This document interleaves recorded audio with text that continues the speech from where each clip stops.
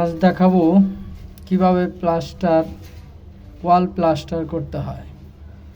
সর্বপ্রথম খেয়াল রাখবেন ওয়াল ঠিকমতো ভিজিয়ে নেবেন। ওয়াল ঠিকমতো ভিজানো হইলে প্লাস্টার করে শান্তি পাবেন, প্লাস্টার সুন্দর হবে।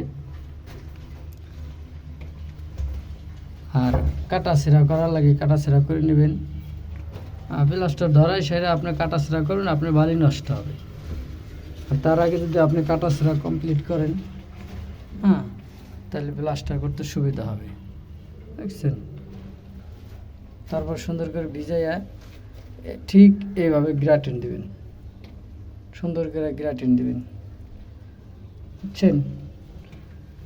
যত্ন সহকারে কাজ করবেন, কাজ করে আগেবে। থাপা থাপা করবেন, ধাপা ধাপা করবেন, তাতে কলম হবে না।